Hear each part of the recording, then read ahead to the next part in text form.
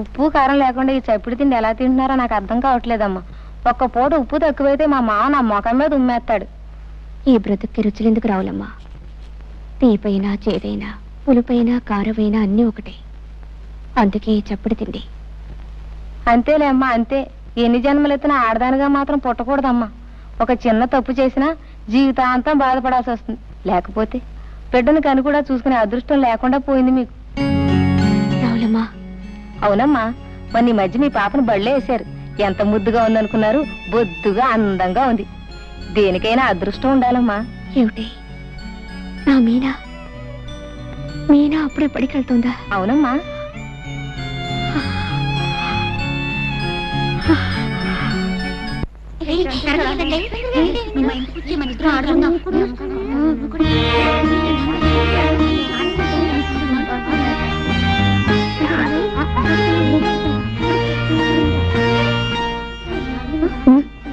అదిగో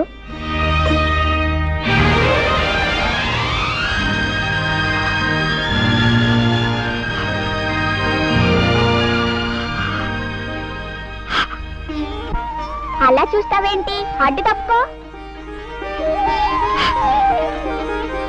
తప్పుకో అంటే అలా చూస్తావేంటి? ఎవరు నువ్వు? నేను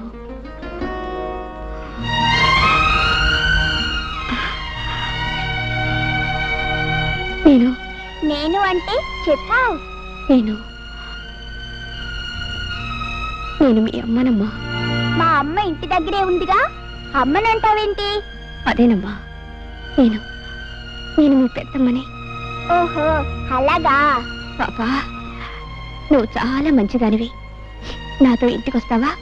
నేను నేను నీకు చాక్లెట్లు బిస్కెట్లు అన్నీ పెడతాను. నేను రాను. ఆలస్యంగా ఇంటికి వెళ్తే అమ్మ తిడుతుంది. నా మంచి పాప కదూ, మీ అమ్మని నేమనదు. నా మంచి పెద్దమ్మ కదూ. నేనా?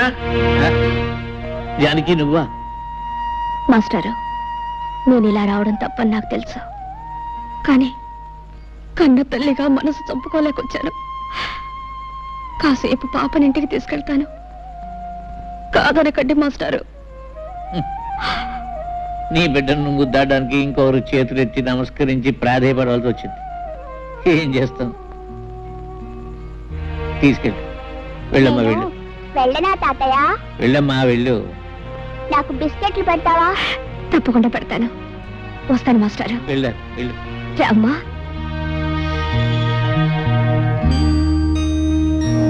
ఇదేనా మీ ఇల్లు? అవునమ్మా.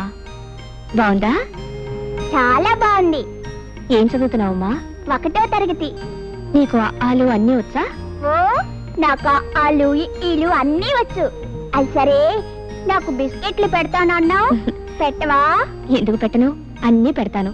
నీకేమేమి ఇష్టం? నాకు అన్నీ ఇష్టమే. సరే. అవును, మా అమ్మ నాన్నని ఎప్పుడైనా చూసావా? చూశానమ్మా, ఎప్పుడో చూశాను. నిన్ను పెద్దమ్మ అనమన్నావు. పెద్దమ్మ అంటే ఏమిటి? నేను నీకు ఏమవుతాను? పెద్దమ్మంటే మీ అమ్మ కంటే పెద్దదాన్ని అని. నువ్వు నాకేమవుతావంటే అన్నీ అవుతావు తల్లి. నాకేం అర్థం కాలేదు. నాకు బిస్కెట్లు పెట్టు. తెస్తాను, ఉండు.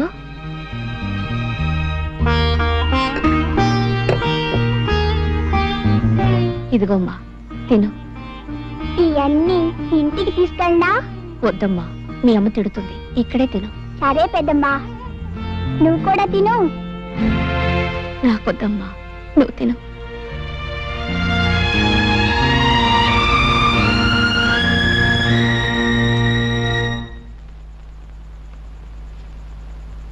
మీనా, బళ్ళోంచి రావడానికి ఇంత ఆలస్యమైంది? ఎక్కడికెళ్ళావు? మరి బళ్ళో పిల్లలు ఆడుకుందా రమ్మంటే వెళ్ళానమ్మా. ఆడుకోవడానికి వెళ్ళినా ఇంటికి తొందరగానే వచ్చేయాలి, తెలిసిందా? సరేనమ్మా. పద, నీళ్లు పోసుకొని పోతుంది గాని.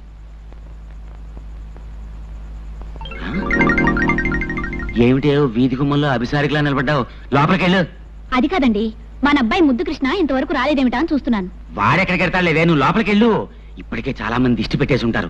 నువ్వు కాస్త దిష్టి తీసుకుని నాకు కూడా తీ. పదా.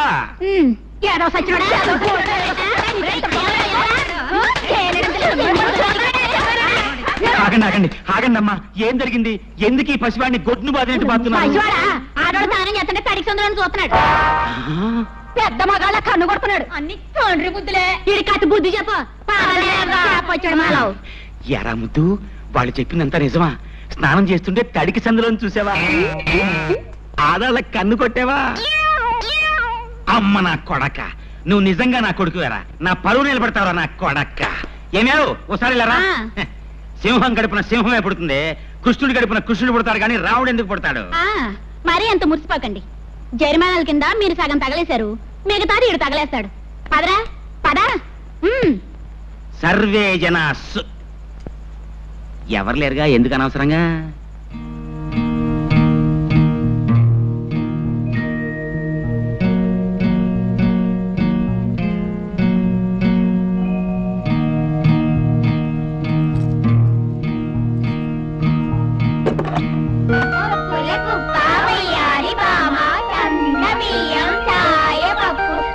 మీరెవరైనా మా మీనా చూసారా? చూసానే, ఊరి బయట తోటలో ఉంటుంది, ఆవిడ తీసుకెళ్ళింది. ఏనుగమ్మా ఏనుగు, మా ఊరొచ్చింది ఏనుగు. ఏనుగు తొందరగా పో. అయ్యయ్యో, ఏనుగు మెల్లగానే పోతుందమ్మా. అయితే నువ్వేనుగు కాదు, గుర్రం. తొందరగా పో. అలాగా. మీనా ఇలా ఎందుకు ఆ రోజు బండి నుంచి ఆలస్యంగా వస్తున్నావు? ఎన్నాళ్ళ నుంచి నాతో అబద్ధాలు చెప్తున్నావు? చెల్లాయ్, నేనే తీసుకొచ్చాను. నన్ను అలా పిలవకు. నీ చేత అలా పిలిపించుకోవడం కంటే చావడం మేలు. నువ్వు చేసిన సిగ్గుమాలిన పనికి మా పరువు పోయింది, మా మురళి ప్రాణం పోయింది. ఇంకా ఎవరిని సాధిద్దామని, ఎవరి బ్రతుకు నాశనం చేద్దామని ఈ ఊరొచ్చా. చెల్లాయ్ నార్మై, నేను నా భర్తతో హాయిగా కాపురం చేసుకుంటుంటే చూడలేక ఏదో రకంగా నా సంసారంలో చిచ్చు పెట్టాలని వచ్చా, అవునా? 2 రోజులు ఈ బస్దాంతో నువ్వు స్నేహం చేసావో లేదో అప్పుడే అది అబద్ధాలు చెప్తుంది. కాదు, నువ్వు చెప్పిస్తున్నావు. ఏ దీన్ని కూడా నీలా తయారు చేద్దామనా? తప్పు చేసిన వాళ్ళు ఏం చేసినా, ఏం మాట్లాడినా తప్పుగానే ఉంటుంది. కనీసం నిన్ను చెల్లాయిని పిలవడానికి కూడా నోచుకోలేదు అమ్మా నేను. జీవితంలో అన్నీ పోగొట్టుకొని అందరికీ దూరమై కుమిలిపోయి బ్రతుకుతున్నానమ్మా. నీ కాపురం చెడగొట్టేంత శక్తి నాలో ఉంటే నా బ్రతుకిలా తగలడదమ్మా.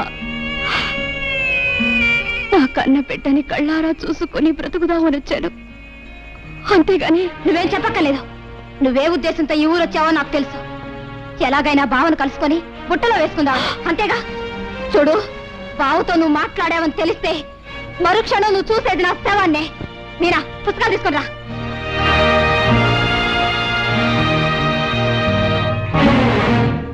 చిన్నపిల్లలకి ఎవరి కడుపున పుట్టానన్నది తెలియదు, ఎవరి ప్రేమ పంచుకుంటున్నానన్నదే తెలుస్తుంది.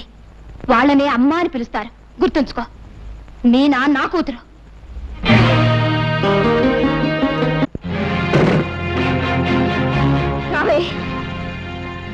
ఏమే నిజం చెప్పు, ఎన్నిసార్లు వెళ్ళావు అక్కడికి? చాలా సార్లు వెళ్ళాను.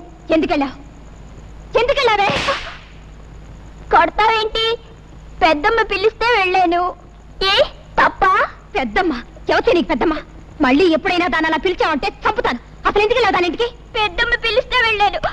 మళ్ళీ పెద్దమ్మ ఒళ్ళు చీరేస్తాను. ఎందుకు వెళ్ళకూడదు? ఏం చక్క బిస్కెట్ కొని పెడుతుంది, నేను వెళ్తాను. వెళ్తావా? వెళ్తావా? వెళ్తాను. నిన్ను ఉండు, నీ పని చెప్తాను. నీకు ఇలా బుద్ధి రాదే?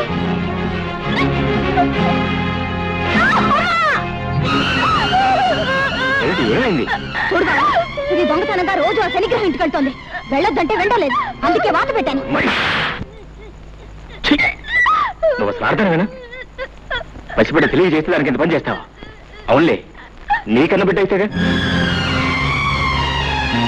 బావా, ఎంత మాట్లాడినావు బావా?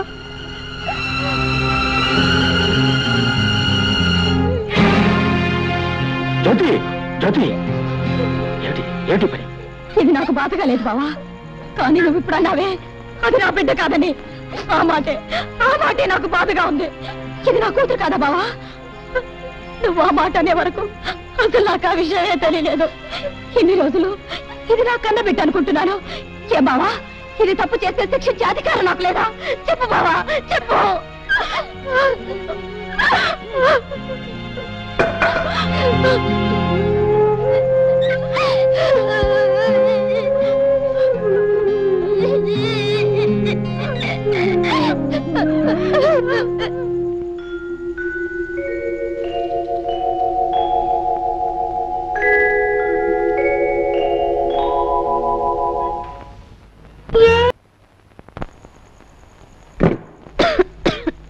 నీ మొండితనం మూర్ఖత్వం ఏమిటో నాకు అర్థం కావట్లేదమ్మా.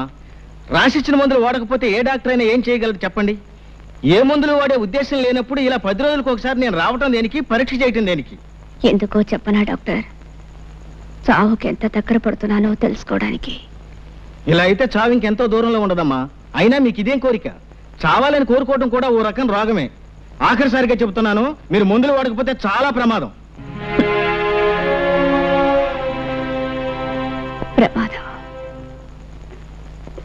నమస్కారం నరసింహ. ఓ డాక్టర్ గారా, కూర్చోండి. ఏమిటి విశేషాలు? మీ పెద్దమ్మాయి జానకి పరిస్థితి చాలా ప్రమాదంగా ఉంది. ఇచ్చిన మందులు ఏవీ వేసుకోకుండా మంకుపట్టు పట్టు కూర్చుంది. ఈ పరిస్థితి ఇలాగే కొనసాగితే ఆవిడ అట్టే రోజులు బ్రతకదు. కాస్త మీరైనా. డాక్టర్ గారు, మీకు తెలియదా, నా పెద్ద కూతురు జానకి చచ్చిపోయి ఇప్పటికీ 5 సంవత్సరాలు అవుతుంది. మళ్ళీ దానికి జబ్బు చేయడం ఏమిటి, చచ్చిపోవడం ఏమిటి? మీరొచ్చింది ఇందుకే అయితే మీరిక వెళ్ళొచ్చు.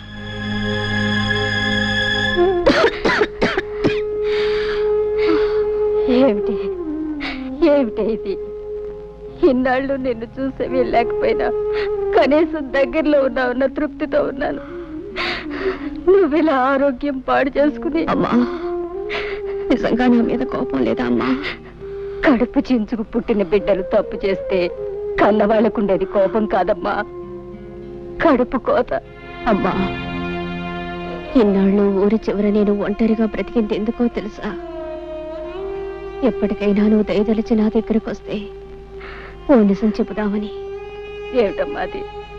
అమ్మా, నేను కడుపు దాటి వెళ్ళడం మాత్రమే మీకు తెలుసు, కానీ ఆ తర్వాత ఏం జరిగిందో మీకెవ్వరికీ తెలియదు. నేను వెళ్ళిన మరుక్షణమే చేసిన పొరపాటు ఏమిటో తెలుసుకున్నాను. అమ్మా, నేను ఏ తప్పు చేయలేదమ్మా, ఏ తప్పు చేయలేదు. నేను చెడిపోలేదన్న ఈ నిజం చెప్పడానికి ఇన్నాళ్ళు బ్రతికున్నాను. నేను క్షమించమని అడగటం లేదు, దయచేసి ఒక్క నిజం నమ్మండమ్మా. నేను ప్రశాంతంగా చచ్చిపోతాను. అలానికే అమ్మా, నాకు తెలిసి నువ్వే తప్పు చేయలేదు.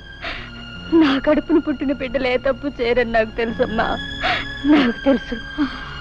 చాలమ్మా, ఆ ఒక్క మాట నాకు చాలు. అమ్మా, నాకు సహాయం చేసి పెడతావా? కన్న కూతురుగా కాదు, జీవితంలో అన్ని పోగొట్టుకుని చావడానికి సిద్ధంగా ఉన్న ఒక మనిషి ఆఖరి కోరికగా అడుగుతున్నాను. బావని ఒక్కసారి నాకు చూడాలని ఉందమ్మా. నాకు తెలుసు, పరువు ప్రతిష్టల్ని మంట కలిపి లేచిపోయిన ఆడదాన్ని ఏ మగాడు జన్మ జన్మలకి క్షమించడు. కానీ బావ దేవుడు లాంటి వాడు. ఆ దేవాలయం దాటి వస్తే గాని ఆ దేవుడి విలువ తెలియలేదమ్మా. ఏ కన్నీళ్లతో అతన్ని కరిగిస్తావు, ఎలా ఒప్పిస్తావు? ఈ ఒక్క సహాయం నాకు చేసి పెట్టమ్మా. అలాగేనమ్మా. అమ్మా, ఈ విషయం ఎవరికి చెప్పొద్దు, నాన్నకి చెల్లాయి కూడా చెప్పొద్దు. చెప్పనని ఒట్టేయమ్మా. అలాగేనమ్మా, ఎవరికి చెప్పను.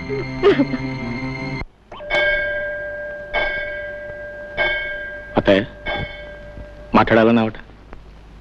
నేను చెప్పే విషయం ఎవరికి తెలియకూడదు బాబు, అందుకే ఇక్కడికి రమ్మన్నాను. ఏమిటత్తయ్య అంత తెలియకుండా విషయం?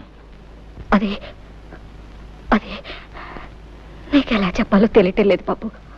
అదేంటత్తయ్య, నేనేం పరాయి మనిషినా? నా దగ్గర సందేహం ఎందుకు, చెప్పు. నేను రాత్రి జానకి దగ్గరికి వెళ్ళాను బాబు. బాబు ఒక్క మాట విని వెళ్ళు. కన్న బిడ్డ చావు బ్రతుకుల్లో ఉంటే కడుపు తీపి చంపుకోలేక కడసారిగా దాన్ని కళ్ళారా చూద్దామని వెళ్ళాను. ఈ తల్లి చేసింది తప్పనుకుంటే వెళ్ళు. జీవితంలో తొలిసారి అమ్మా అని పిలిచిన బిడ్డ మీద కన్న తల్లిగా కాస్త దయా జాలి చూపించటం న్యాయం కాదనుకుంటే వెళ్ళు బాబు, వెళ్ళు. అది నా చేతులు పట్టుకుని ఏడ్చింది. గడప దాటి బయటికి వెళ్ళినా నేనే తప్పు చేయలేదమ్మా అని పిచ్చి దానిలా మొత్తుకుంది. బావ కట్టిన తాళి శ్రీరామ రక్ష నన్ను కాపాడిందని కూడా చెప్పుకుంది. బాబు నిన్నొక్కసారి చూడాలని ప్రాధేయపడింది. బావనొక్కసారి పంపించమ్మా అని నా కాళ్ళు పట్టుకుని ఏడ్చింది బాబు. దాన్ని చూస్తే నా గుండెలు తరుక్కుపోయాయి. ఏ తల్లికి ఇలాంటి పరిస్థితి రాకూడదు. తల్లిగా కంటే ఓ ఆడదానిగా ఎక్కువ ఏడుస్తున్నాను బాబు. జరిగిన దాన్ని బట్టి నిన్ను దాని దగ్గరికి వెళ్ళమనడం తప్పే కావచ్చు, కానీ నువ్వు మంచివాడివని దయగలవాడివని నిన్ను అడుగుతున్నాను. చావు బ్రతుకుల మధ్య ముగిసిలాడుతున్న దాని చివరి ఆశ నెరవేర్చు బాబు. ఆ పిచ్చి దాన్ని ఒక్కసారి చూసిరా. చిన్నవాడివైనా నీకు చేతులెత్తి మొక్కుతాను బాబు. నా మాట కాదనుకు బాబు. అలాగే తప్పకుండా వెళ్ళి చూసి వస్తాను. చాలా సంతోషం బాబు, చాలా సంతోషం. నువ్వు ఇంటికి వెళ్ళు.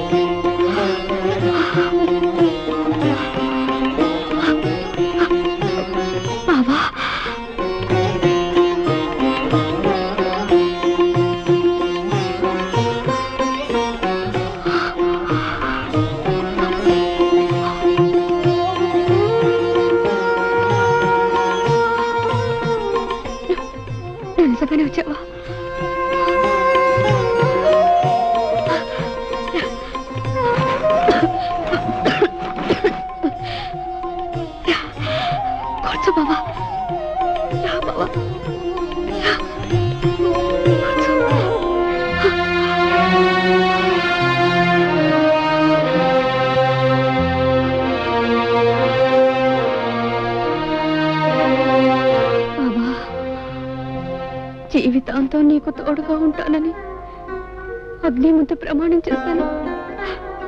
మాట తప్పి వెళ్ళిపోయాను. నీకు తీరని ద్రోహం చేశాను బావా. నీ కాళ్ళు పట్టుకోవడానికి కూడా నాకు అర్హత లేదు. కనీసం నీ నీడనైనా తాకని బావా. నన్ను క్షమించు బావా, క్షమించు. జానకి,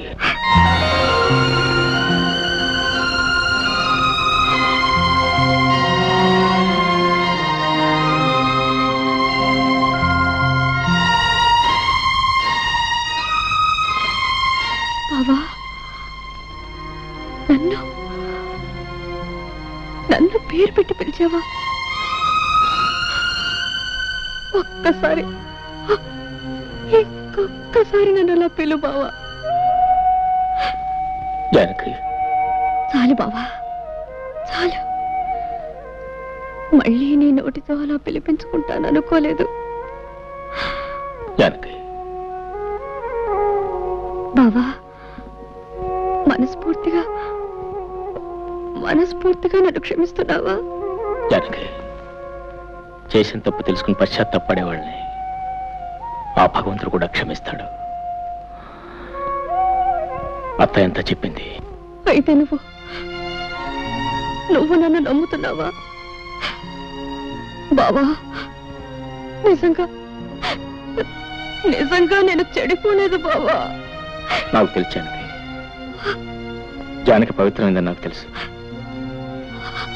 బంగారు లేడిని కోరుకుని బ్రతుకంతా కష్టాలు పాలు చేసుకుంది ఆ జానకి అందరి వాటి కోసం ఆశపడి బంగారం లాంటి బ్రతుకుని నాశనం చేసుకుంది ఈ జానకి.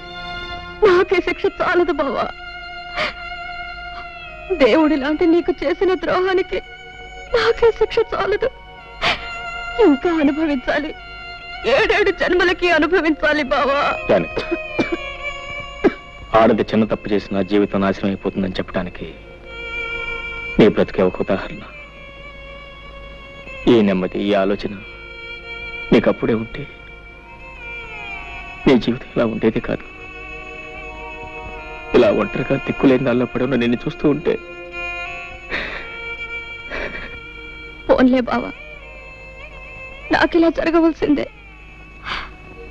చేసుకున్న వాళ్ళకి చేసుకున్నంత అని నాకే శాస్తి జరగవలసిందే.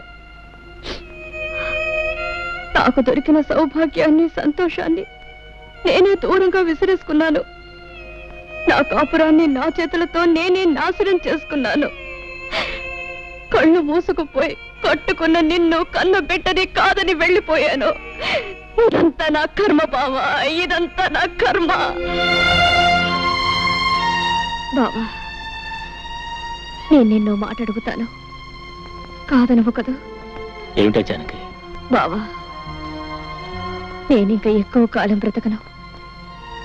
నీ రాక కోసం, నీ కడసారి చూపు కోసమే పోయే ప్రాణం బిగబెట్టుకొని ఇంతకాలం బ్రతికాను. బావా, నేను నీ భార్యగా కాపురం చేసి ఉంటే నేను చనిపోయిన తర్వాత నువ్వు ధర్మంగా చేయవలసిన పని ఇప్పుడు నేను భిక్షగా కోరుకుంటున్నాను. నేను పోయిన తర్వాత నా శవాన్ని అనాథ ప్రేతంగా వదిలేయకుండా నువ్వే తలకొరివి పెడతావు కదా? జానకి, అలా మాట్లాడుకో, నీకేం జరగదు. చెప్పు బావా, ఇది నా ఆఖరి కోరిక. చేస్తానని చెప్పవు, ఈ ఒక్క వరం ఇవ్వవు. అలాగే జానకి, ఎన్ని అడ్డంకులు వచ్చిన నీ ఆఖరి కోరిక తప్పకుండా నెరవేరుస్తాను. చాలు బావా, చాలు. ఇక నేను సుఖంగా చచ్చిపోతాను. అలా అనకు జానకి, నీకేం కాదు, నీకేం కాదు. వెళ్ళొస్తాను.